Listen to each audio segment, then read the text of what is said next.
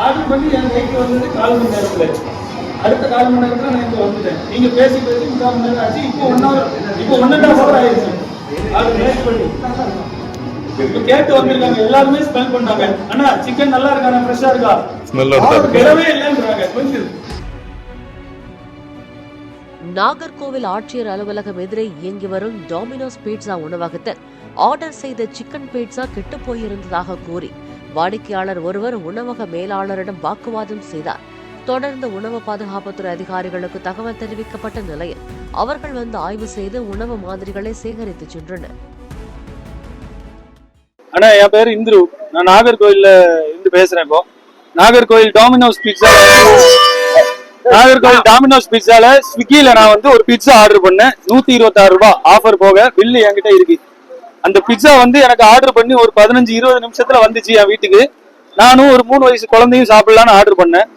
வந்ததுமே அதுல இருந்து ஒரு பீஸ் எடுத்து நான் சாப்பிட்டு பார்த்தேன். அதுல இருந்து சிக்கன் வந்து கெட்டு போன ஒரு ஸ்மெல்லு. நான் எல்லா பக்கத்துல இருக்கிறவங்களுக்கும் காமிச்சேன், என் வீட்லயும் காமிச்சேன். எல்லாருமே கெட்டு போச்சுன்னு என் அம்மா முதற்கொண்டு லேடிஸ் சமைக்கிறவங்க சொன்ன அப்புறம் தான் நான் இங்க இதை எடுத்துட்டு வந்தேன். நேரா ஷோரூமுக்கு அவங்களோட பிரான்ச்சுக்கே வந்தேன்.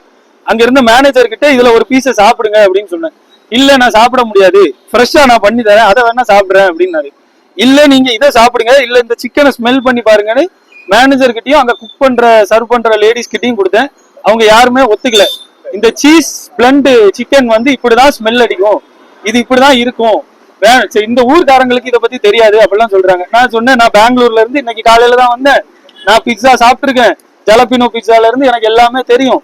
இந்த ஸ்மெல்லு, இது சிக்கன் கெட்டு போனா என்ன ஸ்மெல் இருக்குமோ அதுதான் இருக்கு. அவங்க கடைசி வரை ஒத்துக்கல.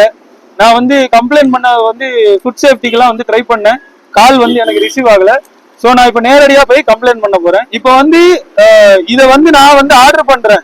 நான் பக்கத்துல இருந்து குழந்தைக்கு தான் ஆர்டர் பண்ணேன். நானும் ஒரு பீஸ் சாப்பிடலான்னு. நான் பக்கத்துல இருந்ததுனால முதல் பீஸை நான் வந்து சாப்பிட்டு பார்த்ததுனால எனக்கு இப்போ தெரிஞ்சுது. ஒருவேளை நான் பெங்களூர்ல இருந்துட்டு ஆர்டர் பண்ணியிருந்தேன்னா அந்த குழந்தை இதை சாப்பிட்டு இருந்தா அந்த குழந்தையோட நிலைமை என்ன ஆகும்? இன்னும் எத்தனை குழந்தைகள் இதை இந்த நிமிஷம் கூட டெலிவரிக்கு போயிட்டே தான் இருக்காங்க, பண்ணிட்டே தான் இருக்காங்க.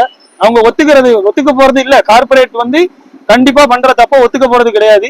ஆனா மக்களும் பிரஸ் நீங்களும் இதை கொண்டு போய் சேர்த்து என்ன பண்ண போறீங்கன்னு நீங்க தான் ஒரு முடிவு சொல்லணும். அவங்க தரப்புல வந்து பாத்தீங்கன்னா இல்ல, இந்த சீஸ் பிளெண்டட் சிக்கன் வந்து இப்படிதான் நாரும், இப்படிதான் டேஸ்ட் இருக்கும், இதைதான் மத்த ஊர்ல எல்லாம் சாப்பிடுறாங்க, உங்க ஊர்காரங்களுக்கு இதை பத்தி தெரியாது, அதனால நீங்க சொல்றீங்கன்னு சொல்றாங்க.